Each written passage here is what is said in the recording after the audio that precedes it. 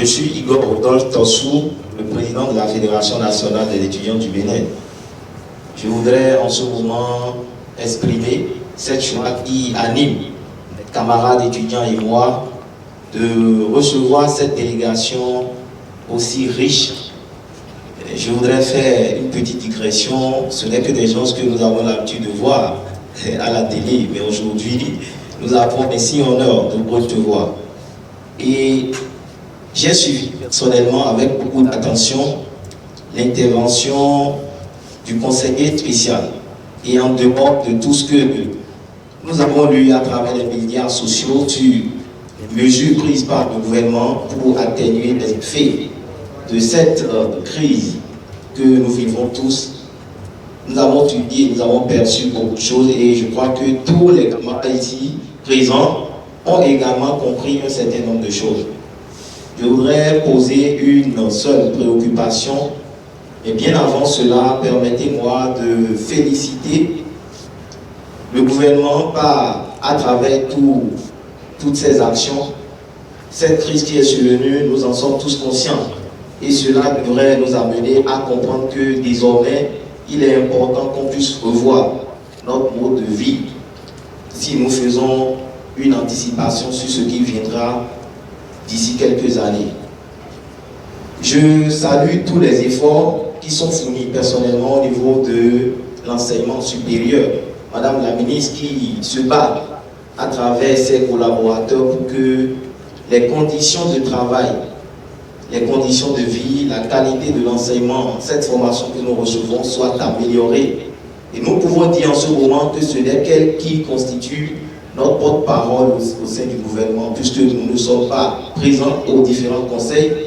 Notre université, vous savez, ce serait bien qu'à l'aide du numérique, nous ayons à l'université d'Abomey-Calavi une grande salle informatique, une salle de numérique comme l'université de Bamako, afin d'encourager la recherche universitaire. Il en est de même pour l'enseignement, parce que aujourd'hui, nous constatons que nos enseignants vont à la retraite.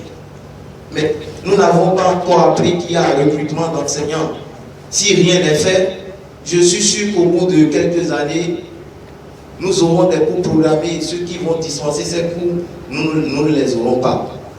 C'est pour cela que je voudrais demander qu'on puisse recruter d'enseignants pour renforcer la capacité du personnel enseignant afin de s'assurer d'une formation de qualité. Le conseiller spécial du chef de l'État qui nous a présenté un exposé qui quand même nous a permis d'avoir un peu de lumière sur certaines choses parce qu'on n'avait pas connaissance. Je voudrais quand même poser une seule question. Il y a des mesures qui ont été prises en ce qui concerne cette cherté de la vie. Moi, je vois que c'est des mesures conjoncturelles, c'est des mesures palliatives pour l'instant. Je voudrais savoir, est-ce qu'il est prévu des mesures structurelles? Moi, je suis Oscar Apagla, président de l'Union nationale des étudiants du Bénin, UNEB. De tout ce que les autres présidents ont dit, je pense que nous on peut revenir là-dessus parce qu'il a porté la voix de nous tous, on en avait parlé. Nous avons d'autres difficultés parallèles que je voulais repréciser. Le transport universitaire. Dans un passé récent, on était à 8 bus. Aujourd'hui, les bus sont limités malgré tous les efforts du ministère de l'Enseignement supérieur à travers la directrice du cours qui automatiquement assure le fonctionnement de ces 3 bus. Ici à l'Université d'Abomey-Calavi, la cherté de la vie a impacté plus les étudiants que toute autre couche. Nous souhaiterons qu'un statut particulier soit réédité dans le projet H pour les étudiants, afin que, pour faire face aux problèmes de santé, nous puissions véritablement être mieux pris en compte. La restauration à l'université constitue un fardeau, c'est-à-dire nous sommes là pour étudier. J'ai fait. Comment on me dit d'étudier? Je voudrais poser une question. est-ce qu'on étudie pour soi-même ou bien on étudie pour la nation? Les différentes entités ou bien les départements à l'université, je ne sais pas si ces entités ou bien ces départements sont dotés des cantines où à la fin, chaque étudiant peut quand même manger à sa faim et vaquer à ses occupations ou bien aux travaux de recherche. Gouverner, c'est prévoir. J'ai toujours entendu par le ministre des Finances que le Bénin est un pays économiquement prospère et les distinctions sont reçues par les postulats à travers le monde. Je ne conçois pas qu'un pays qui est économiquement prospère ne puisse pas. Les collègues sont là. Je vais vous inviter à rencontrer les chefs d'entité, doyens, vice-doyens, directeurs adjoints, chefs de département et adjoints, pour les écouter. Le Bénin est un pays économiquement prospère, mais beaucoup de collègues ont des arrêtés qui attendent des lustres. Je ne veux pas aborder les biens. Ce qui concerne la corporation, on a étendu les 1,25 à tous les autres corps de l'État, sauf à ceux du supérieur. Je voudrais ajouter ou attirer l'attention de l'équipe sur le fait que l'université offre depuis des décennies des solutions à nos divers problèmes. Les différents gouvernements donnent l'impression que les recherches n'apportent rien.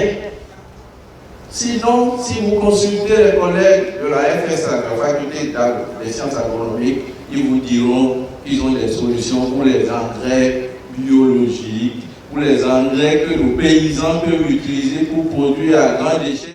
Je voudrais ajouter un dernier point qui concerne peut-être toute la population. Vous avez dit que vous avez réduit ou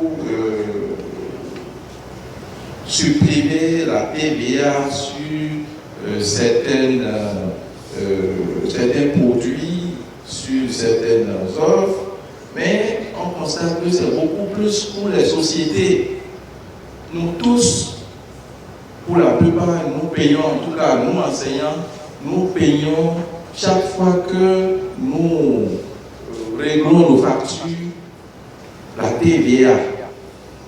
Et pourquoi on ne peut pas dire que pour la période là, on supprime cela pour le moment, en permettre à chacun d'économiser ses 18% en attendant que le gouvernement ait plus de moyens pour nous en donner. C'est dommage que vos responsables, Igor, Julien et puis, je crois, Oscar, se soient levés. Ils ont parlé pour vous, ils ont parlé en votre nom. Et je crois que les préoccupations qu'ils ont soulevées sont effectivement celles qui sont vécues ici au quotidien. Sur la question spécifique du traitement à faire à l'université dans le projet Lumière du Bénin, j'ai la conviction que c'est une préoccupation que le gouvernement va regarder avec attention. De la même façon que, après avoir fait le tour de toutes les communes, le gouvernement a décidé d'aller à l'université, de rencontrer les étudiants. Le projet Lumière du Bénin, qui, vous avez dû l'entendre, est destiné à assurer l'éclairage public des chefs-lieux de nos 77 communes et de certains arrondissements densément peuplés de ces communes. Je suis convaincu qu'il y a moyen, en faisant comme on vient de le faire en étant ici aujourd'hui, de regarder particulièrement la situation de nos universités et le conseiller spécial qui est également la cheville ouvrière en ce qui concerne l'élaboration et le suivi du programme d'action du gouvernement, va sans aucun doute porter ce plaidoyer avec l'ensemble. Et puis sur les bus, il n'y en a que 3 ou 4 qui fonctionnent vraiment pour toute l'université d'Abomey-Calavi. En notre temps, on faisait déjà du dos à dos. Après, c'est passé à ventre et peut-être même nuque à nuque aujourd'hui, c'est sûr, parce que votre ministre a dit la pléthore dans les bus. Ce qu'elle ne vous a pas dit, je pense qu'elle a fait un peu de réserve, peut-être parce que le comité que le chef de l'État a mis en place pour travailler sur la question spécifique du transport et de la restauration à l'université publique, notamment à Boubacar-Calavi, je crois que soit ce comité, il n'a pas fini, ou il a rendu un rapport qui n'est pas encore validé, raison pour laquelle elle n'a pas voulu s'étendre là-dessus.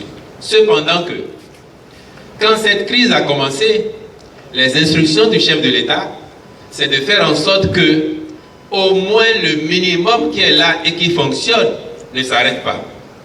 C'est ça qui justifie la dotation particulière en gasoil qui a été faite à l'université d'Abomey-Calavi afin qu'il ne soit pas dit que c'est faute de gasoil que ces bus-là n'ont pas fonctionné. Mais je peux vous donner l'assurance, au nom de toute cette délégation, qu'il y a un travail spécifique qui a été engagé sur la question du transport à l'université d'Abomey-Calavi. Et puis, je crois que c'est dans cette même rangée que notre ami Marius a... C'est bien ça, hein? C'est vous? Oui, et vous avez dit notamment que vous plaidiez pour qu'il y ait des cantines pour chaque entité. Et tout à l'heure, la ministre a dit qu'il y en avait au moins 3 sur ce campus, cependant que d'autres n'en avaient pas encore. Les 3 ne sont sans doute pas suffisants, c'est vrai. Mais c'est exactement, cher ami, un peu comme les cantines scolaires dans les écoles primaires publiques. Vous savez, on a fait en 5 ans la couverture de 53% de nos écoles primaires publiques en cantines scolaires. Depuis cette année, on œuvre à passer à 75% de couverture et avant la fin du quinquennat, à 100% de couverture. Pendant que nous étions déjà à 53%, il y a des gens qui disaient un repas par jour, c'est pas mal, mais donnez-nous-en 2. Si on a la possibilité de donner 2 à certains, alors que d'autres n'en ont pas, l'équité, la justice sociale, il faudrait qu'on fasse des efforts pour que ceux qui n'en ont pas encore puissent en avoir. Et donc on travaille à ça. Et si demain, il y a la possibilité de faire en sorte que chaque entité puisse avoir une cantine, personne ne serait contre. Si entre-temps, ces entités elles-mêmes avaient assez de ressources sur leur budget pour mettre en place des cantines, personne ne serait contre l'idée. Et je vais profiter de ce que vous avez dit pour dire à notre ami Albin, c'est bien ça, Albin, qui a dit on ne mange pas bien, on ne mange pas à notre faim. C'est vous, non, Albin? On ne mange pas à notre faim. Oui, je sais que si on va à Johannesburg, si on va à Soweto ou peut-être au SNAC, dans les conditions actuelles et à ressources égales, on ne mange pas autant qu'on mangeait hier. C'est sûr, à cause de la situation qui prévaut. Mais pour faire en sorte que le gros lot continue à avoir le minimum de manger à sa faim, moi j'ai entendu les instructions que le chef de l'État a passées à la ministre de l'Enseignement supérieur, qui les a répercutées sur la décourse en disant vous faites en sorte que dans les restaurants sous tutelle de l'UAC, la ration ne diminue pas. Et avant d'arriver ici, pour ne pas dire n'importe quoi, on a demandé à la décourse si ces instructions-là étaient respectées, et elle nous a garanti qu'au moins, dans ces restaurants sous sa responsabilité, la ration n'a pas diminué. Et nous demandons, quelqu'un dit que ça a diminué, la décourse est ici. Peut-être qu'ils ne font plus la dose adulte, mais la ration normale, je suis convaincu qu'elle n'a pas diminué. Elle n'a pas diminué. Et puis, M. Tchaou, quand vous vous êtes présenté en tant que SG de syndicat, je n'attendais pas, la délégation n'attendait pas moins de verbe de votre part. Et puis ça n'a pas raté. N'est-ce pas les amis? Parce que vous l'avez beaucoup applaudi. Oui, non? Oui, non? Vous l'avez beaucoup applaudi. Mais je vais vous donner l'assurance. Si on le prend tout de suite, président de l'université ou président de cette salle, et qu'on met toutes nos ressources à sa disposition, 2 heures après, la moitié serait dessus, parce qu'il va faire les arbitrages aussi. Il va regarder quelles sont les priorités. Qu'est-ce que je peux satisfaire tout de suite et qu'est-ce que je ne peux pas satisfaire. Et dès lors que certains besoins ne seraient pas pris en compte immédiatement, il va commencer à affronter les mécontentements et il va réussir les mêmes verbes de votre part. C'est comme ça que ça fonctionne. Parce que malheureusement, les ressources, elles ne sont pas illimitées aujourd'hui. Elles ne sont pas illimitées. Et quand on les a, il faut faire dans la rationalité et surtout assurer leur bonne gestion.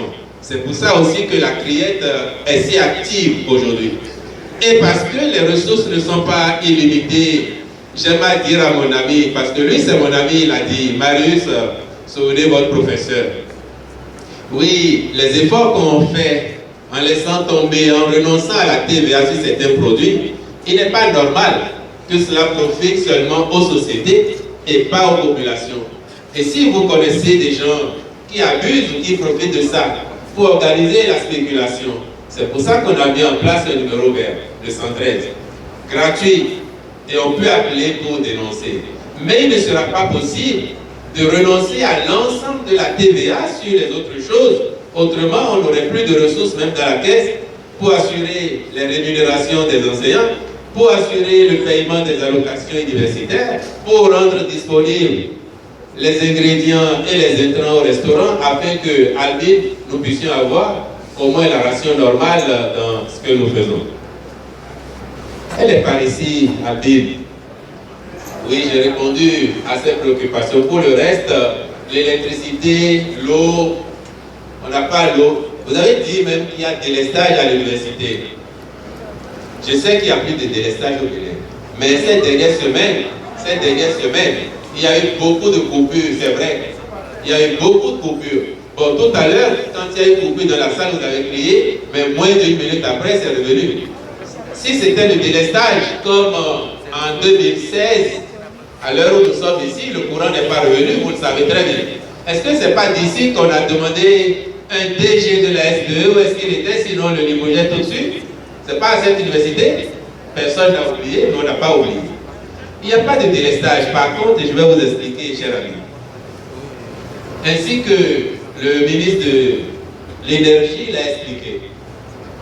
Un certain nombre de facteurs expliquent la situation que nous vivons aujourd'hui. En 2016, nous étions à 0% de production propre de nos besoins énergétiques. Grâce à ce qui a été accompli en 5 ans, nous sommes aujourd'hui à 60%. Nous sommes dépendants de l'extérieur pour 40% aujourd'hui à peu près. Ces 40%, nous les cherchons dans les pays voisins. Et ces derniers temps, si vous avez suivi l'actualité, parce que je sais que vous êtes des gens qui suivent l'actualité, vous avez bien observé que du Nigeria et du Ghana notamment, ils ont eu des problèmes d'énergie. Ce qu'on appelle en langage technique un effacement, c'est-à-dire la chute à zéro de leur capacité, ils ont vécu cela. Conséquence, les 40% qu'on fait venir, qu'on achète auprès d'eux, pendant les jours qui sont passés et encore pour un certain temps, connaissent régulièrement un effacement, donc ils disparaissent. Quand cela se produit, cela génère les pannes que nous observons. Mais par ailleurs, vous circulez dans le pays, vous avez vu que nous venons de mettre en œuvre un programme LCA dédié au secteur de l'énergie, n'est-ce pas?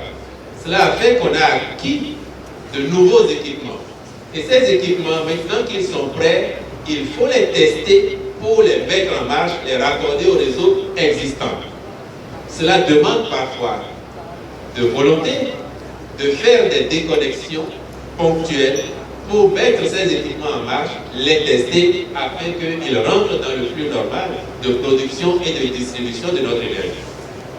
Et puis l'autre gros problème que nous continuons à avoir dans le domaine de l'énergie, c'est qu'il y a la vétusté de certains équipements, notamment les équipements de transport, qui datent de 50, 60 ans en arrière et qui demandent aujourd'hui à être actualisés.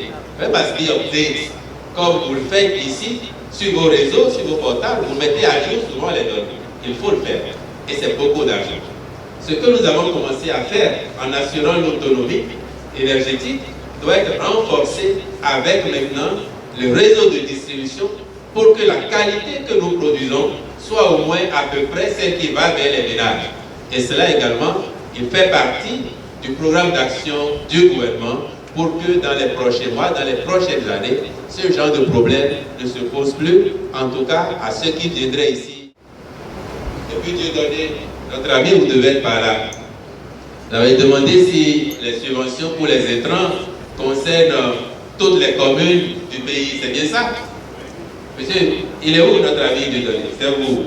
Si vous avez posé la question, je suis convaincu que soit vous vous intéressez pourquoi l'agriculture, ou vous venez d'une commune agricole, ou vous avez en tout cas des parents dans le secteur. L'assurance que je vous donne, c'est que la décision du gouvernement est destinée à l'ensemble du pays. Le non-dit de votre question, c'est peut-être que de votre commune, vous avez des échos qui disent que les intrants n'ont pas encore été livrés. Peut-être, je devine.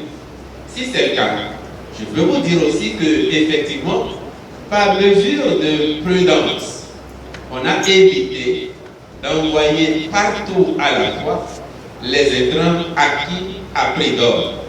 Pour une raison simple, mais objective. Actuellement, il pleut beaucoup dans le sud, n'est-ce pas?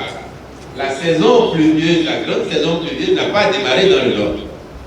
Objectivement, on n'a aucune raison d'envoyer les intrants tout de suite aux producteurs, sachant que ces intrants, sur le marché international, s'il faut les vendre à nos producteurs au prix d'acquisition, il faut leur donner les sacs de 50 kg de NPK ou de l'urée autour de 30 000 francs CFA, voire plus.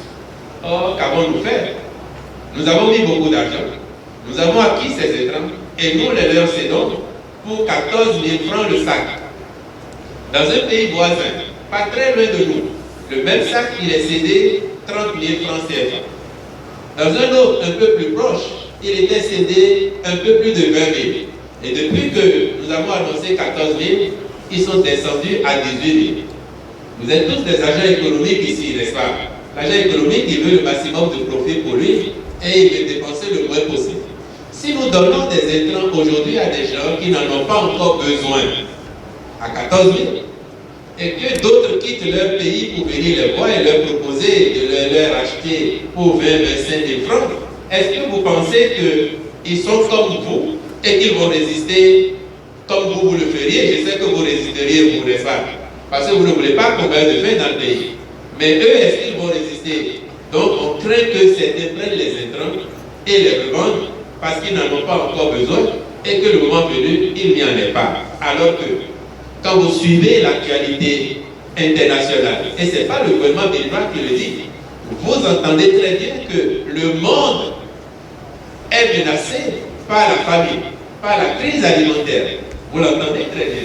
Ce que notre gouvernement a fait, c'est d'éviter que le Bénin soit compté parmi les pays demain où il y aurait crise alimentaire. C'est pour ça qu'on a rendu ces intrants disponibles afin que la campagne agricole 2022-2023, elle se couronne de succès, sachant que depuis 2018, notre agriculture fait des performances historiques, que nous sommes passés deuxième producteur de vivrier dans l'espace suédois, derrière un pays comme la Côte d'Ivoire, mais la Côte d'Ivoire qui a une tradition agricole datant d'avant les indépendances. Et malgré la petitesse de notre territoire en termes géographiques, nous faisons ces efforts. Nous voulons pouvoir les maintenir pour qu'il y ait de la disponibilité dans notre pays et que nous mangions. Je veux répondre oui avec un visage gravissime qui laisse croire que nous avions un antécédent. Et j'avais envie de vous dire que, même tout à l'heure, quand vous êtes intervenu, vous avez vu toutes ces personnes. C'est vrai que d'ici, on est loin, mais le conseil spécial, Madame votre ministre de tutelle, c'est des gens, au moins, le recteur, au moins, c'est des gens qui sont nos parents. Et je ne vous fais pas de reproche, mais j'aurais été là que j'aurais eu une autre approche pour poser le problème. Vous étiez parti un peu sur un pied de guerre. Les difficultés, il y en a pour tous, c'est vrai. Et celles que vous évoquez, elles sont connues. Elles sont connues. Et vous avez dit, parlons surtout de l'huile à 1300 francs. C'est pas possible. À la limite, vous reprochez au gouvernement d'avoir fait cela. Mais quand le gouvernement renonce à la TVA, c'est votre argent, c'est l'argent de votre voisin, c'est l'argent de chacun ici, c'est un peu de notre argent à tous. Notre devoir, c'est de veiller à ce que cela soit appliqué. Et depuis hier, effectivement, le communiqué qui plafonne le prix de l'huile, il est sorti. Ne dites pas que ce n'est pas possible. Aidez-nous à mettre cela en œuvre. Parce que c'est aussi votre argent. Et que le devoir citoyen, c'est de dire aux commerçants dans votre quartier tous les commerçants vous diraient, j'ai acheté plus cher que ça. Même ceux qui ont des stocks datant d'il y a 6 mois. Dès lors qu'il y a cette conjoncture, le commerçant, il veut le maximum de profit, cher ami Alexis. Donc, il va vous dire, non, le gouvernement a dit ça, mais moi j'ai mon stock depuis seulement une semaine. Je ne peux pas avoir acheté à 35 000, comme vous dites, et le revendre à 1300. Sauf qu'il ne vous dira jamais, s'il avait acheté le son stock à 12 000 ou à 18 000, il ne vous le dira pas. Donc, aidez-nous à faire en sorte. Je suis le directeur général du budget. Donc, avant d'aborder l'épineuse question des arriérés de salaire, je voudrais me permettre ici d'abord de lever une confusion qui semble s'installer dans les esprits. D'abord, pour dire quoi? Pour dire que le décret de 2011 qui a institué le coefficient de 1,25 sur l'indice de traitement des agents de l'État a bien exclu les enseignants, le personnel enseignant des universités nationales du Bénin, mais également les magistrats, parce que ces deux corps ont disposé dès 2010 de leur statut particulier. Et pour le cas précis des enseignants des universités nationales du Bénin, l'administration précédente leur a accordé des coefficients allant de 1,50 à 3, contrairement au 1,25 qui a été accordé par la suite aux autres fonctionnaires. Donc, je voudrais réaffirmer ici que les 1,25 qui ont été tantôt cités ne concernent pas du tout les enseignants du supérieur. Par rapport à la question des arriérés de salaire, je voudrais dire également que le gouvernement n'est pas resté sans faire des efforts. Vous savez, quand nous avions fait l'évaluation, quand le gouvernement a fait l'évaluation en avril 2016, le stock de la dette sociale était de 186 milliards. Je dis bien 186 milliards. Progressivement, un plan d'apurement a été mis en place et à la date du 31 décembre 2021, nous avons opéré un paiement de 66%, environ 119 milliards 600, disons 120 milliards. Mais qu'est-ce qui a causé ces arriérés? C'est simplement parce qu'il était observé un grand retard entre la prise des actes de carrière au profit des fonctionnaires. Donc, pour éviter de tomber dans ce cycle, le gouvernement, dès 2017, a institué une réforme qui vise à automatiser les avancements sur salaire. Avec le ministère du Travail et de la fonction publique, nous avons travaillé à mettre en place un module qui permet effectivement de constater cette réforme. Donc, il y a une première expérience qui a été faite et si les fonctionnaires doivent être sincères, dès le mois de février passé, certains auraient constaté qu'une fois qu'ils ont constaté la modification de leur salaire, automatiquement le Trésor lui a fait virer le rappel afférent au retard constaté entre la date de prise de l'acte de carrière et la date d'effet. Donc, nous travaillons à généraliser cette réforme pour mettre fin définitivement à ce problème qui date de longtemps. Je voudrais, à votre permission, monsieur le conseiller spécial, aborder deux petits autres sujets liés aux bourses, mais également aux primes des enseignants. Par rapport aux bourses, je pense que cette année a été une année exceptionnelle parce que 2 mois simplement après l'enrôlement des boursiers, les dossiers ont été traités, liquidés et virés. Il y a 10 jours en arrière, sur les 28 000 dossiers de bourse, de secours, mais également de frais de thèse, de doctorat que nous avons reçus au ministère des Finances, le Trésor a pu virer 15 447. Le solde a été viré il y a 3 jours. C'est pour dire que dès la semaine prochaine, ceux qui n'ont pas encore constaté ces virements le constateront sur leur compte. Le dernier point sur lequel je voudrais intervenir concerne, en griffe, la suppression des primes dans les universités. Je suis membre du conseil d'administration de l'UAC en tant que représentant du ministre des Finances. Je peux vous dire, avec l'appui du gouvernement, nous avions travaillé cette année à restructurer le budget de toutes les universités en partant de l'UAC. Nous avions constaté que les programmes métiers, à savoir l'innovation et la recherche, mais également la formation, recevaient des budgets qui ne pouvaient pas permettre aux universités vraiment d'être efficaces. Donc un travail de fond a été fait et aujourd'hui nous constatons avec bonheur que les programmes métiers consomment en moyenne 60 à 66% du budget des universités. Donc c'est 40% qui sont désormais orientés vers le fonctionnement général de l'administration. Pour finir, je voudrais rassurer ici qu'aucune prime n'a été supprimée pour les enseignants des universités. Merci, monsieur le conseiller spécial, le président de la République, chef de la délégation gouvernementale. Dans son message, il a déjà commencé par dire que nous sommes dans un temple de savoir. Nous avons, par rapport à cela, apprécié. Et j'ai pu vous dire qu'au niveau de la restauration, chers étudiants, le gouvernement a également fait des efforts puisque ces inflations, cette crise aurait pu atteindre la ration au niveau des restaurants. Même à l'université de la Pomme-Calade, nous sommes ici, nous sommes très heureux. Les autres étudiants n'ont pas toujours les mêmes conditions. Pour un restaurant universitaire ici, il y a d'autres centres universitaires qui n'ont pas du tout de restaurant.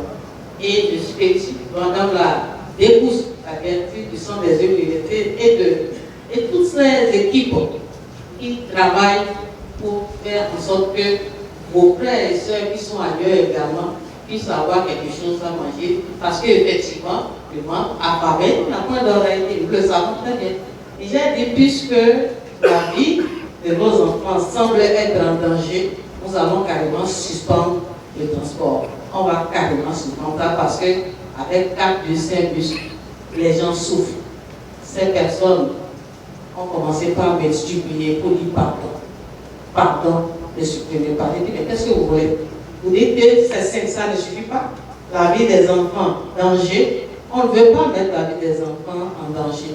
Donc, qu'est-ce qu'on va faire? On va arrêter ça d'abord. On va permettre aux uns aux autres d'aller choisir leurs moyens de sécurité pour venir au cours. Ils étaient les premiers à nous supplier. C'est la même chose au niveau de nos enfants. Quand ils viennent et qu'on leur dit, bon, par rapport à ce qu'il y a là, pour vous mettre dans de bonnes conditions, on va arrêter. C'est les pleurs. Parce qu'il y en a qui n'ont que ça pour venir au cours. Et le gouvernement a compris ça. Donc, cette crise n'a pas affecté la ration que nous servons. J'ai demandé à la directrice, est-ce que vous avez diminué les quantités? Elle a dit non, pas du tout. Et je n'ai même pas demandé seulement à la directrice, parce que vous savez comment nous travaillons. Nous n'allons pas toujours sur le format indiqué et tracé comme ça. Nous allons voir les bénéficiaires. Ils disent qu'il n'y a pas de problème pour le moment. Dès lors que nous avons quelques difficultés, que nous constatons qu'il y a quelques règlements qui se mettent en place, parce qu'on ne peut pas casser et espérer avoir de manger au pendant. Donc ça là, nous pourrons le prendre. Le gasoil, même chose. Le ministre du Commerce nous a beaucoup appuyé. Pendant que d'autres peinent à avoir du gasoil, il y en a disponible ici. C'est vrai. La flotte est le problème. De 7 ou 8 bus, nous en sommes à 4. C'est vrai, tout le monde le sait. Mais les quelques rares bus, il y a combien nous mettons dedans? Un bus qui est prévu pour peut-être transporter 50-70. Vous êtes d'accord avec nous que les règlements instaurés par l'équipe de l'administration ne marchent plus, puisque vous les prenez d'assaut jusqu'à 100, 120. Je vais vous dire même quelque chose, mes chers amis. La dernière fois, il y a eu des plaintes. Les gens ont pris les photos des bus pour dire ça, c'est inadmissible. On ne peut pas mettre autant de personnes dans le bus. Et ils ont pris les photos. Vous savez ce qui s'est passé? J'ai répondu à ces personnes. Ça, c'est vrai, nous en sommes conscients. Et je vais vous expliquer tout ce que fait le gouvernement en matière de mesures structurelles, pour retrouver, apporter des solutions durables. Nous avons des personnes qui accompagnent. Nous avons des partenaires qui ont compris cela et qui viennent. Ça, c'est un indicateur de crédibilité.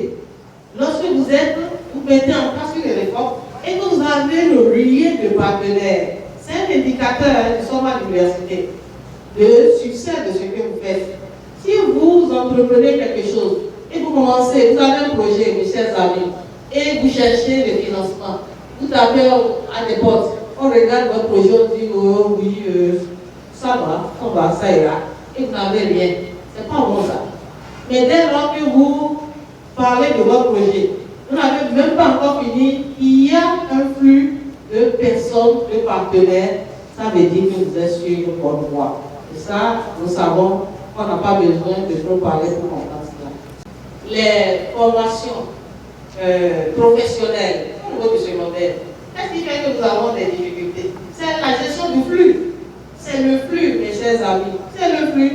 Si le flux déjà à la base, s'il ne suffit plus d'avoir le bac pour venir à l'université, si dès lors qu'on a le bac, on a déjà 1001 endroits où il faut se diriger, sans nécessairement venir à l'université, où se trouve le débat, mes chers amis.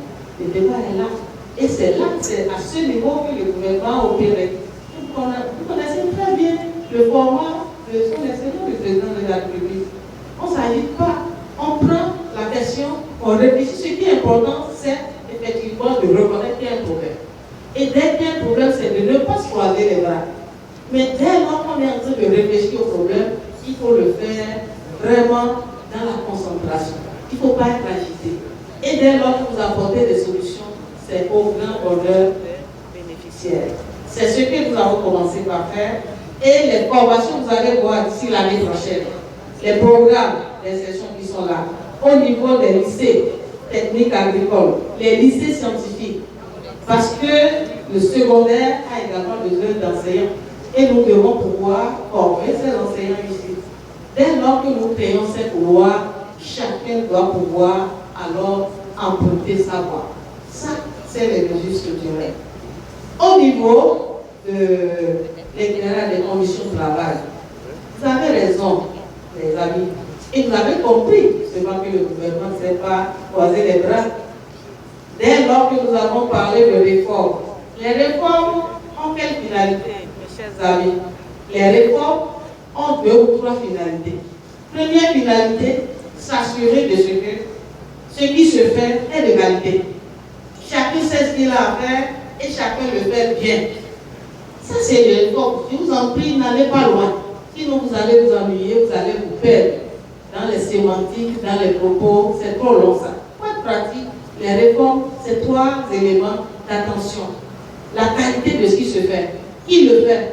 Est-il outillé pour le faire? Eh bien, est-ce qu'il le fait correctement? Et maintenant, dès que c'est fait, les diplômés, ils sont où? Ils sont mieux orientés. Dès lors que vous avez ça, on ne peut pas trouver des solutions à tout. Faire le recrutement des assistants, vous avez totalement raison.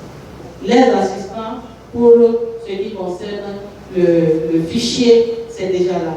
L'organe de contrôle va être installé. Et c'est l'organe de contrôle pour l'éthique, la déontologie, qui a donc la guidance de l'opération.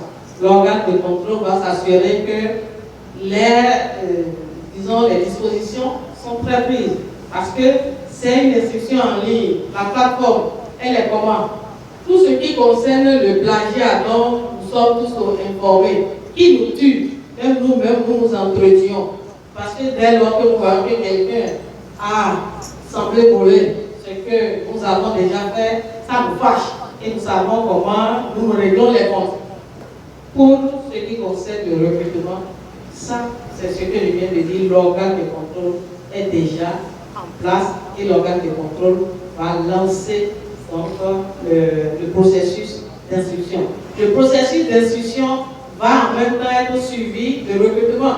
Écoutez, pour recruter, nous sommes déjà informés, nous savons ce que nous avons. Vous l'avez très bien dit il y a 2 ans que nous avons lancé un processus.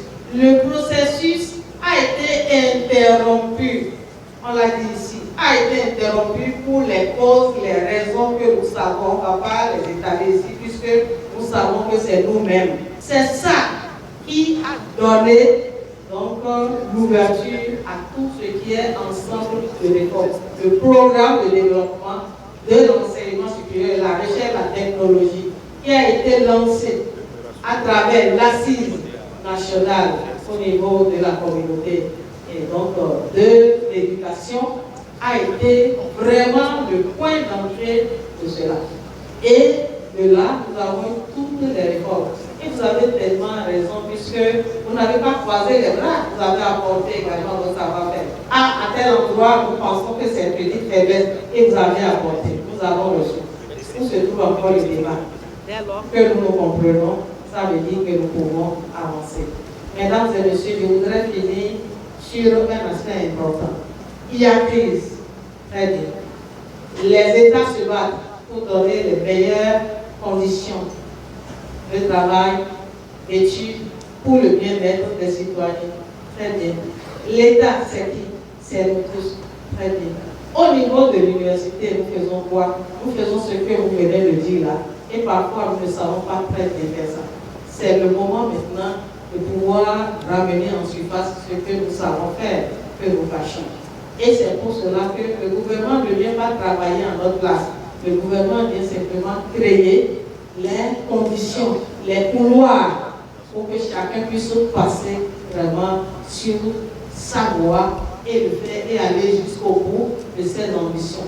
Il est temps maintenant que tout ce qui se fait au niveau de la recherche, on puisse dire pour les produits locaux, voilà ce que nous avons amené. Quelqu'un a parlé d'engrais, d'intrants, ben oui, bien sûr, mais nous devons maintenant le dimensionnement. Comment nous le faisons pour le mettre en grandeur réelle? C'est de ça qu'il s'agit. Il ne s'agit pas d'attendre et de se plaindre de dire que le gouvernement nous fait. Il s'agit pour nous, mes chers amis, simplement de dire nous sommes là et par rapport à cette crise, voilà la solution que nous avons apportée. Et je voudrais profiter, sur le Conseil spécial sur l'État, mesdames, messieurs les membres du gouvernement, je profite pour dire oui, effectivement, il y a des laboratoires qui nous ont épatés. Et dès lors que nous étions dans la grande turbulence de la Covid, ces laboratoires ont montré leur existence en partageant les produits de leur laboratoire. Il y en a qui ont reçu des prix juste à l'international. Et ces prix, ce n'est pas des prix juste pour dire nous avons fait une publication scientifique. La publication est parue dans une revue de 30 postes. Non, c'est pour dire que nous avons effectivement été identifiés, distingués et nous revenons avec de très grands projets de développement pour notre pays. Il y a les projets BioValor, il y a les projets au niveau de la recherche dans les laboratoires, le projet du professeur Lyon, le projet du professeur Atikan, le projet du professeur Koumewa et le projet dans nos différents laboratoires. Nous les recevons là-bas et nous en sommes fiers. C'est de ça qu'il s'agit. Je voudrais vous inviter à nous mettre ensemble, à remercier déjà l'ensemble des actions qui se font et d'être maintenant positifs et de marcher comme un seul soldat pour affronter tout ce qui vient comme aléa, qui n'est d'autre que ce qui pourrait arriver dans le monde entier et qui alors amènerait les uns et les autres à se ressaisir. Nous avons déjà appris à nous ressaisir avant même que cette crise-là devienne et je voudrais en votre nom encore une fois remercier l'ensemble du gouvernement et en l'occurrence le chef de l'État pour la direction qu'il donne et pour laquelle lui-même se met en. J'ai suivi avec beaucoup d'attention les préoccupations qui ont été posées aussi bien par les amis étudiants, responsables et autres, ainsi que les collègues enseignants. Si je parle, je suis aussi enseignant. Et je voudrais vraiment que nous puissions reconnaître la profondeur des problèmes qui minent l'université. Nous en étions conscients et nous en sommes encore plus conscients. Pour paraphraser le secrétaire général du SYNARES, il y a des problèmes profonds qui existaient depuis. Et aujourd'hui, le gouvernement s'attelle en fait à régler de façon structurelle, comme vous l'avez si bien souligné, des problèmes qui ont perduré dans le temps, qui impactent négativement la qualité de la production que l'université est en train de faire. La question des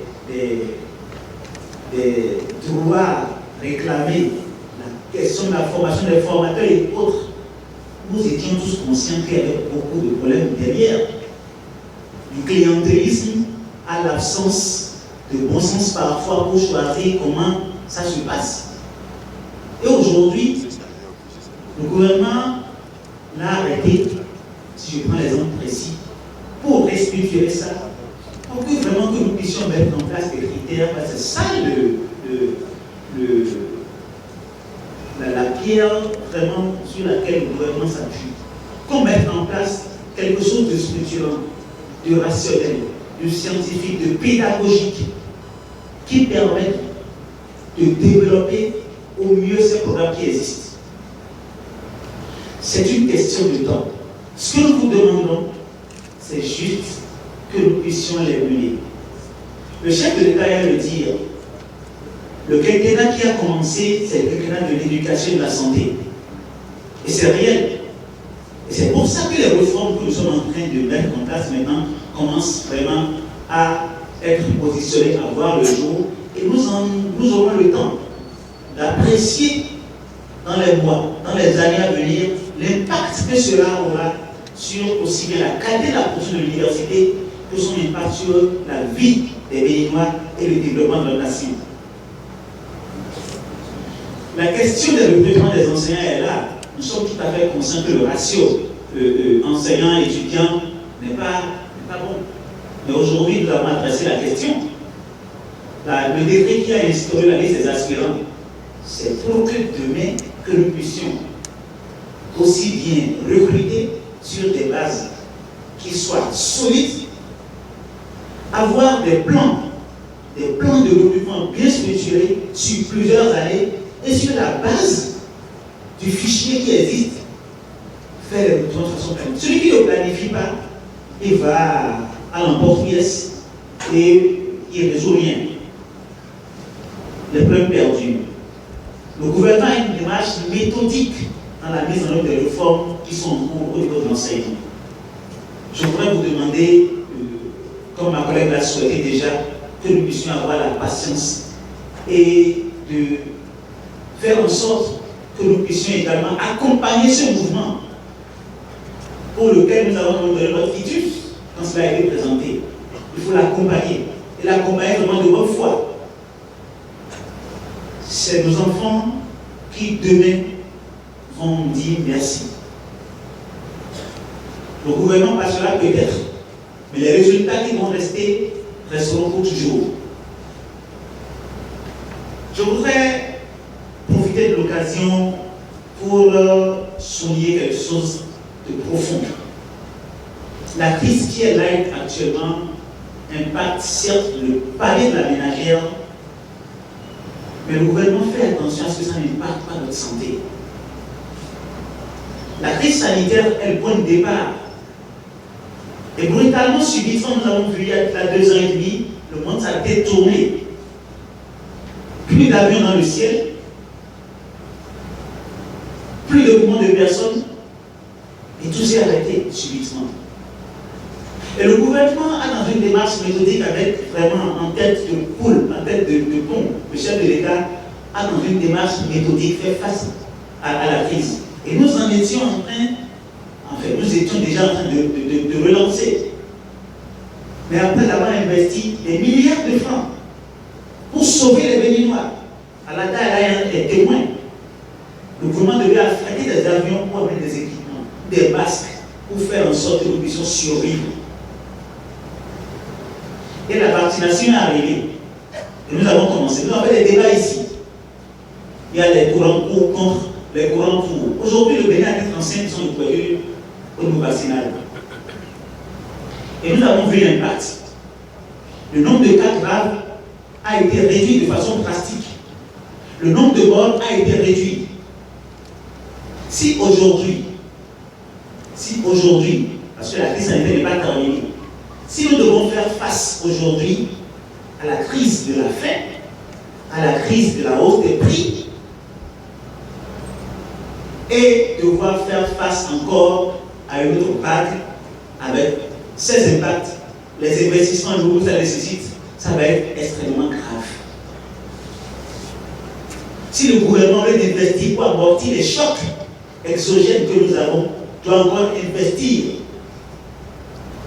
sur la santé parce que nous avons choisi de ne pas nous vacciner pour éviter d'avoir des formes graves et qu'on va investir maintenant pour sauver les gens. Ça va être extrêmement grave. Je voudrais profiter de cette occasion pour lancer encore un appel à ceux qui sont encore dubitatifs, à ceux qui sont encore sceptiques, pour dire faisons attention. Le gouvernement investit pour que les vaccins soient là. Les vaccins sont là. Nous avons été vaccinés pour la majorité. Le reste peut nous créer des problèmes demain. Parce que si nous travaillons bien et que nous devons faire face encore à ces cas graves-là, ça va être extrêmement dangereux. En dehors de ça, je voudrais remercier les étudiants, ceux qui sont ici, qui ont fait le général à Calavi, mais également leurs collègues qui sont au niveau des unions d'entités, des centres de la santé, pour la réponse qui a été apportée lors de la crise sanitaire. Vous êtes tous sur tous les fronts, vous êtes portés volontaires, vous êtes venus, on vous a reçu, vous avez accompagné. Merci pour cela. L'effort a été fait et aujourd'hui nous en sommes là. Le gouvernement, dans sa démarche pour améliorer le système de santé, fait en sorte que la formation soit de qualité. C'est cela qui a amené à l'instauration du concours d'internat, qui est une voie d'excellence, qui forme les élites, les meilleurs, qui peuvent prendre soin de vous, de moi, de nos parents. Et en même temps, régler la question du manque d'enseignants en sciences de la santé, parce que les internes des hôpitaux deviendront les futurs enseignants. C'est des réformes profondes que nous sommes en train de faire dans le système universitaire. Et plus loin, au-delà de tout ce qui est prévu pour les autres technologies, les sciences techniques et autres, en matière de santé, le gouvernement s'est demandé, mais notre système de santé est dans cet état. Si vous allez à Kaobagou, à Tchoubi-Tchoubi, vous ne voyez pas un médecin. Les jeunes, ils sont là, ils sont formés, ils sont sortis. Comment nous allons faire pour régler le problème aussi bien de la mauvaise couverture en ressources humaines qualifiées, mais également permettre à ces jeunes de trouver du boulot. Et c'est pour ça que nous avons mis en place le programme de préinsertion qui fait qu'aujourd'hui, les jeunes qui sont des unités de formation des centres de la santé, qui soient des médecins, des techniciens de laboratoire, des études des sages-femmes, le gouvernement les prend dès leur sortie, qui commence là tout de suite là, les prend dès leur sortie, les envoie partout dans le pays pour donner une chance à nos parents d'avoir au moins la chance dans leur vie de voir un médecin qui prend soin d'eux. On les envoie pendant 2 ans, et au bout des 2 ans, aujourd'hui pour le moment, on leur fait économiser quelque chose de substantiel qui leur permet d'enclencher les études de spécialisation. Parce qu'il manque des médecins spécialistes dans le pays. Il ne faudra pas que nous tombions et que nous ne trouvions personne pour nous soigner. Donc, ces jeunes-là, ils font 2 ans, ils ont de l'économie, on leur paie la spécialisation pour qu'ils puissent prendre soin de nous. Parce que le gouvernement a prévu également de construire d'importantes infrastructures sanitaires. Calavi Le CEI de Jean-Thénaï est en train d'être érigé du sol. C'est l'un des plus grands de la sous-région. Mais qui va l'animer? À Torbin, on veut construire un grand CH de référence pour la belle enfant, un sujet général, des trucs de spécialité. On veut mettre des ambulances en civil dans tout le pays. Il faut des médecins urgentistes. Tout cela, c'est des investissements. Il faudrait que le programme du gouvernement qui a été prévu pour être déroulé sur les 5 ans puisse se poursuivre. Si nous faisons en sorte que, en matière de fiscalité, on dit tout le monde on ne paie plus rien du tout, comment on va payer les salaires? Comment on va investir pour le centre de santé? Reconstruire les centres de santé pour que vous ayez des centres de santé attrayants pour aller consulter. Ce n'est pas possible. Il faut des ressources financières. C'est pour ça que nous devons ensemble réfléchir, travailler ensemble pour faire en sorte que nous puissions trouver les solutions les plus adaptées. Accompagner les efforts du gouvernement pour répondre de façon structurelle, comme on avait souhaité, à la crise qui prévaut actuellement. Voilà les quelques éléments d'appréciation que je voulais compléter. Il reste un volet l'assurance maladie. Ça a posé un problème profond pour les étudiants. Nous avons commencé l'assurance pour le traitement total humain, H, la ministre de l'Agriculture pour en parler plus en détail, qui prend en compte ce que nous avons les pauvres extrêmes et non extrêmes, nos parents qui n'arrivent pas à prendre peut-être un repas par jour. Mais dans le même temps, en 2020, l'Assemblée a voté une loi, en 2021, la loi portant protection de la santé des personnes, qui a instauré l'assurance maladie obligatoire pour toute personne résidant au Bénin. Vous savez, vous et moi là, même moi qui suis ici, si je tombe malade maintenant, je vais à l'hôpital pour me soigner, consultation, frais d'analyse, hospitalisation, peut-être intervention chirurgicale et autres. On a du mal à faire face. C'est vrai, non? On a du mal à faire face. Et en faisant la maladie obligatoire avec sa carte qui existe, lorsque vous êtes malade, vous allez à l'hôpital, vous réfléchissez plus à tout ça. Vous êtes pris en charge. Vous pouvez avoir quelque chose à payer. Mais c'est fondamental. C'est une réforme profonde pour faire en sorte que l'accès pour les soins de santé, pour les maladies les plus basiques qui existent, puisse être facilité pour l'ensemble de la population. Et les étudiants seront pris en compte également dedans. Les modalités seront définies pour savoir comment est-ce que l'étudiant qui tombe malade, comment est-ce qu'il a sa carte, qui paie quoi, est-ce que c'est lui qui le paie, est-ce que c'est l'État qui le paie en partie ou qui le paie. Tout ça sera défini. Mais pour le moment, si l'étudiant a un statut de pauvre extrême, de non extrême, il va bénéficier de ce qui est déjà en cours avec le volet assurance maladie de l'assurance pour le développement capital humain. Donc voilà les quelques éléments d'appréciation que je vais vous donner par rapport à cette préoccupation que vous avez de façon. Je salue tout d'abord tous les responsables de l'université ainsi que l'ensemble des étudiants et corps enseignants dans la salle. Monsieur le conseiller spécial, c'est vrai, il y a eu des questions spécifiques sur le secteur du numérique, mais je vais me permettre, en tant que membre du gouvernement, de venir très rapidement sur 2 points qui me semblent importants de préciser. Vous savez, je crois qu'il n'y a quasiment pas de semaine en Conseil des ministres où nous n'abordons pas le secteur de l'éducation. Je peux témoigner ici que ce secteur est un secteur qui est très haut dans l'agenda de notre gouvernement et dans les préoccupations du chef de l'État.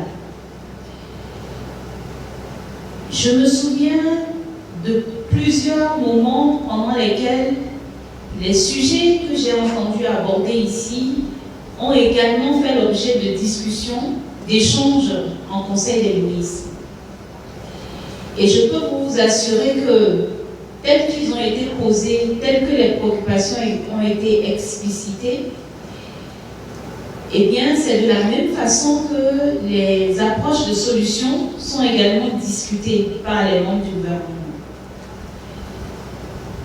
Je crois qu'il est essentiel de voir les choses de 2 points de vue, puisque nous sommes là ce matin spécifiquement pour aborder cette situation conjoncturelle. Et j'ai entendu certains poser la question Mais qu'est-ce qui est fait pour nous en tant qu'étudiants? Nous revenons tous d'une tournée sur l'ensemble du territoire selon la définition des zones. Mais je crois que tous autant que nous sommes, nous ne sommes pas, disons, tombés du ciel. Nous appartenons à des familles, nous appartenons à des communautés. Nous sommes citoyens d'un pays. Et ce que notre gouvernement prend comme mesure d'atténuation face à cette crise mondiale dont les facteurs sont étrangers à notre pays, je crois que toutes ces mesures qui touchent nos familles, qui touchent nos communautés, qui atténuent les effets de cette crise, nous concernent aussi et sont autant de choses qui sont faites pour vous, en fait. Chaque étudiant, et je sais qu'il y en a beaucoup, si vous n'êtes pas les enfants d'une famille qui est dans l'agriculture, c'est sûr que vous avez des familles proches, amies, parentes, qui sont également dans l'agriculture. Et si aujourd'hui le gouvernement a fait en sorte que le secteur agricole puisse continuer à œuvrer à travers la disponibilité des engrais, le niveau de prix des engrais, alors que nous entendons dans les pays voisins que les niveaux sont montés, vous pouvez comprendre que c'est aussi autant de choses qu'on fait pour vous également. Lorsque vous êtes dans une communauté faite d'artisans et que le gouvernement subventionne pour pouvoir atténuer les effets de la crise, les activités de ces artisans, c'est aussi autant de choses qui sont faites pour vous. Lorsque vous êtes dans des communautés où les microcrédits, la ministre des Affaires sociales est là, impactent positivement ces communautés, je crois que c'est aussi autant de choses qui sont faites pour vous. Je souhaitais rappeler cela parce que ce que nous avons vu et entendu à travers le territoire, ce sont effectivement des personnes, nos concitoyens, qui ont saisi du doigt toutes les mesures qui ont été prises et qui impactent directement leurs activités. Et c'est souvent ces activités qui servent à soutenir les étudiants. Maintenant, pour en venir spécifiquement aux points qui ont été posés par rapport au secteur du numérique et qui sont, de mon point de vue, structurels, parce que ce sont des sujets que nous traitons déjà depuis un certain nombre d'années, avec une progression, une évolution constante, positive, et évidemment qui prendra un certain temps pour qu'on arrive au niveau que nous visons. Parce que vous savez comment nous fixons la barre haut quand il s'agit du Bénin. Comment le gouvernement fixe la barre haut et avec cela, chacun de nos ministères. Au niveau du numérique, nous n'avons pas considéré que nous sommes dans un pays qui est en train de se construire, qui est en voie de se bâtir, où nous voulons avoir une révolution numérique poussée, mais nous savons que cela va se faire progressivement, même si nous avons aujourd'hui les outils, les socles pour accélérer cette transformation numérique.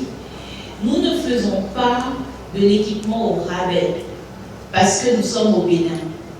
Parce que nous avons dit que dans notre pays, la qualité de l'éducation par l'utilisation des outils numériques sera au même niveau et pourquoi pas meilleure que dans les plus grandes universités de ce monde.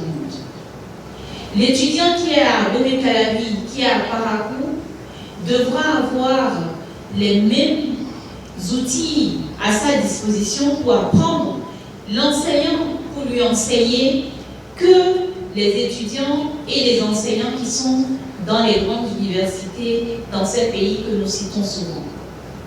Et le gouvernement n'a pas attendu qu'il y ait une plainte avant de mettre en place le RBER. Oui, le RBER, le Réseau béninois d'éducation et de recherche.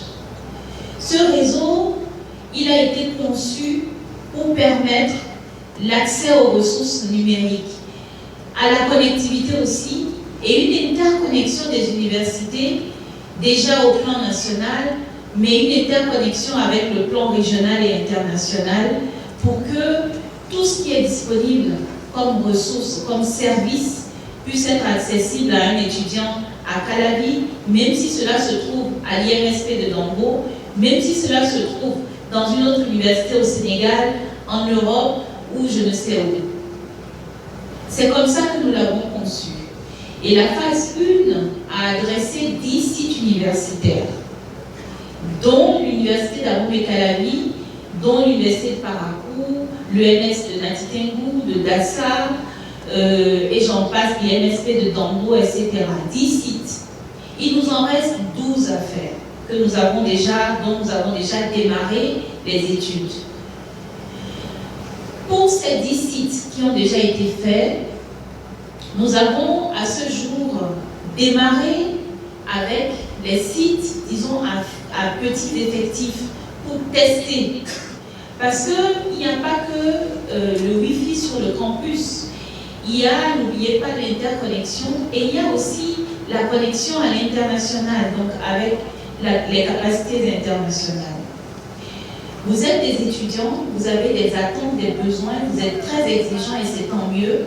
C'est pour ça que nous avons tenu à faire des tests suffisamment évolués avant de vous donner accès à ce service-là qui est essentiel. Nous savons que le besoin est fort. C'est pour ça que nous savons que nous n'avons pas le droit à l'erreur aussi. Allez à l'ENEAM, allez à l'UNS de Porto Novo, à l'IMSP de Dambo, le RVR fonctionne. Pourquoi à l'université d'Abomey-Calavi cela ne fonctionne pas encore et donc ce n'est pas une défaillance, c'est assumé, c'est su, c'est planifié. C'est parce que pour les deux universités à fort effectif, l'université d'Abomey-Calavi et l'université de Parakou, nous avons fait des tests de bande passante et de qualité. Nous avons tenu à avoir l'opérateur qui va faire l'exploitation. Parce qu'un réseau, ce n'est pas juste de le mettre en place, de tourner le dos et de partir. Il faut contrôler la performance. Il faut chaque jour ajuster. Il faut chaque jour voir comment le réseau évolue et faire les réglages. Nous avons aujourd'hui en place l'opérateur qui va suivre cette performance du réseau, qui sera en mesure de prendre les plaintes et de les traiter. Et donc, nous sommes en train de nous apprêter pour mettre en service sur ces deux sites à grands effectifs. En fait, le RBR va être le plus grand réseau de fourniture d'accès à Internet de notre pays compte tenu de l'effectif de nos universités. C'est comme si un nouvel opérateur se mettait en place pour desservir les universités. Ça ne se fait pas d'un claquement de doigts si on veut servir vraiment les usagers du réseau avec de la qualité. Le ministre de la Santé l'a dit tout à l'heure, le maître mot, même si nous savons que vous êtes impatients, le maître mot c'est la patience. Nous travaillons pour vous, nous faisons ce qu'il faut, nous y allons avec méthodologie, avec qualité. On aurait pu venir déjà depuis un moment, tous les sites sont là. Hein. Pour les 10 sites, nous avons à peu près 740 sites, points d'accès qui ont été mis en place, dont j'ai demandé tout à l'heure plus de 400 à l'université d'Abomey-Calavi.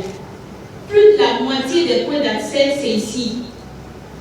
Donc j'aurais pu venir déjà depuis un moment, mettre en service, inaugurer, dire que vous montrez les points d'accès, mais ce n'est pas ça ce qui importe pour nous. Est-ce que vous aurez le service et la qualité qui va avec? Donc les points d'accès sont installés. Nous travaillons à les mettre en service pour vous donner le service avec qualité et nous viendrons le faire dans quelques temps.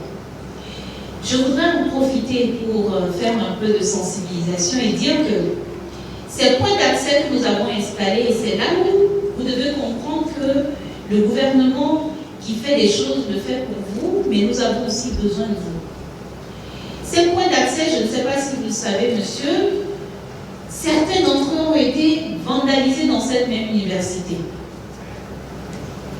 Alors, le gouvernement qui prévoit dans les budgets des fonds pour équiper les universités doit pouvoir aussi compter sur les structures organisées de ces universités-là pour veiller à la pérennité de ces infrastructures. Nous avons besoin de vous. Nous avons besoin que l'utilité de ces infrastructures amène à une meilleure prise de conscience de ce que ces équipements doivent durer pour vous qui êtes là aujourd'hui, pour ceux qui vont venir demain aussi. Deuxième niveau de sensibilisation, c'est que oui, nous avons un réseau béninois d'éducation et de recherche, mais nous voulons en faire, j'ai dit tout à l'heure, un réseau de qualité et qui sert les bénéficiaires réels. C'est pour ça qu'on a institué, je pense que les responsables ici, les fêtières associatives le savent bien, ont porté le message puisque nous sommes passés par eux. Nous avons dit que les étudiants, pour bénéficier de l'accès à ces réseaux, doivent être inscrits dans le cadre de peuple. Donc, ce que nous avions fait pour le e-learning, vous devez avoir un compte en étudiant.bj. Et c'est ce compte qui vous permet et vous permettra bientôt de pouvoir accéder au RBR, même pour la connectivité et aussi pour accéder aux ressources numériques. Ça permet de mieux, c'est comme un petit recensement de la population estudiantine bénéficiaire. Ça nous permet de gérer le trafic, de pouvoir savoir, par exemple, les heures de pointe et pouvoir, disons, équilibrer la bande passante pour que vous ayez un meilleur accès. Donc, les étudiants qui pensent qu'ils vont pouvoir se connecter comme on se connecte n'importe où et en fait utiliser la bande passante ne pourront pas le faire. Il faut un minimum d'organisation dans le cadre de ce type de réseau et de ressources pour que cela profite à tout le monde. Donc je voudrais exhorter tout le monde à vraiment créer cette route. Les sites sont déjà disponibles, vous avez les moyens d'accès pour que le moment venu, vous ne soyez pas hors de ceux qui seraient éligibles. Je pense qu'on a parlé globalement de la modernisation en termes d'équipement. Souvent, ça s'étend jusqu'au e-learning, etc. Et je voudrais dire un mot pour dire que l'équipement est souvent la chose la plus facile quand on modernise les lieux de savoir comme les universités. L'étape préalable importante, et je crois qu'aujourd'hui, avec la mise de l'enseignement supérieur et l'ensemble des hauts responsables des universités, nous sommes en train de travailler à cela, c'est d'abord le changement dans la façon même d'enseigner, dans la façon d'apprendre. Aller vers la modernisation, ce n'est pas uniquement, ce n'est même pas dématérialiser ce qu'on fait déjà. C'est changer de mode et d'approche. Et là, on aura besoin de chacun de vous, du corps enseignant, des étudiants, des responsables, des mi-sectoriels que nous sommes, pour pouvoir changer la façon d'enseigner et d'apprendre pour aller vers ces méthodes qui sont réputées plus optimales et qui permettent à chacun d'accéder à une éducation de qualité. Voilà ce que je voudrais compléter à ce que les collègues ont dit précédemment en vous remerciant. Ne nous épargne pas non plus et surtout qu'elle vient aggraver ici et là les problèmes profonds, des problèmes de fond ici à l'université, des problèmes qui existaient déjà, des problèmes qui se sont accumulés au cours des dernières décennies, donc qui ne datent pas d'hier. Mais pour autant, est-ce qu'il ne faut pas quand même continuer à préparer l'avenir? Et c'est bien pour ça que la vision du gouvernement est de promouvoir l'éducation, de promouvoir l'accès à la santé. Ce sont nos priorités. La ministre du numérique l'a rappelé tout à l'heure. Il n'y a pas un conseil des ministres qui ne se passe sans que ces questions ne soient abordées avec les perspectives qui vont avec. Nous reconnaissons que ce sont là les piliers de développement. Et à travers les différentes réformes universitaires des derniers mois, vous devez reconnaître avec nous quand même que il y a cette volonté politique de redorer le blason de l'université. Et l'accès à la santé, je vais vous en parler à travers le projet H, l'assurance pour le renforcement du capital humain. Malgré la crise sanitaire qui a démarré depuis 2 ans, le projet par rapport au volet de l'assurance maladie n'a pas été ralenti. À 2 pas d'ici, à l'hôpital de zone de Calavi, des milliers de nos concitoyens vont se faire soigner gratuitement, depuis la consultation, les frais d'intervention, l'hospitalisation, les médicaments gratuitement. Pour ça, le principe est simple. Les premières années du premier quinquennat ont servi à identifier les pauvres extrêmes dans toutes les localités de notre pays, avec les validations communautaires qu'il faut, et cela nous a permis de constituer le registre social unique, qui est donc une base de données, et qui intègre, si on est même étudiant, mais qu'on vient d'un ménage pauvre extrême, on est identifié dans cette base. Parmi vous, parmi nous ici, il y a certainement des personnes qui ont ces cartes biométriques qui leur permettent d'accéder aux soins de santé primaire gratuitement. Et cet accès est un projet ambitieux. Le ministre de la Santé l'a rappelé tout à l'heure, parce qu'il rentre ensuite dans la couverture sanitaire universelle, donc dans l'accès obligatoire à l'assurance maladie. Et cela concerne tous les Béninois, qu'on soit pauvre ou non pauvre. Continuer à préparer la crise, l'avenir malgré la crise, cela concerne aussi la sauvegarde de l'éthique. Et vous avez vu les lois, les mécanismes profonds de protection de la jeune fille en milieu universitaire, de la femme en général, qui ont lieu ces derniers mois. Donc la volonté, elle est là pour sauvegarder ce qu'on peut. Sauvegarder aussi la qualité de l'enseignement à travers les réformes, je l'avais déjà dit, permettre aux filles d'être éduquées, d'être instruites dans les mêmes conditions, avec les mêmes opportunités que les garçons pour participer activement au développement de la nation.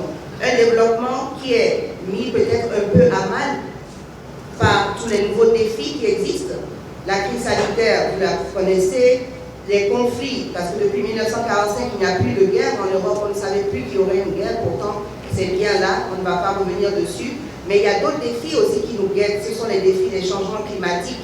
Et c'est en cela que notre participation personnelle à tous les projets d'agriculture, aux réflexions, en tant que dans ce milieu qui est un milieu du savoir, ce ne sont vraiment pas de trop. Chacun de nous doit aussi voir ce qu'il a à faire, même nous, vous en tant qu'étudiants, nous en tant que dirigeants, nous sommes ensemble pour essayer de trouver des solutions et continuer à faire avancer ce bateau malgré les nouvelles difficultés qui sont là, mais qui ne nous empêchent pas d'avancer. Parce que j'ai bien dit que le projet H, rien ne l'a empêché de se dérouler. L'assurance maladie obligatoire également, la mise en place est en train d'être mise en place tranquillement, avec les différentes étapes méthodiquement. Donc je voudrais vous rassurer que le gouvernement fait ce qu'il faut. Nous avons parlé un peu des subventions qui ont été élaborées par rapport à la crise financière mondiale, mais ce n'est pas tout. Tous les projets du PAG qui sont en cours continuent leur route et vont aller à bon port.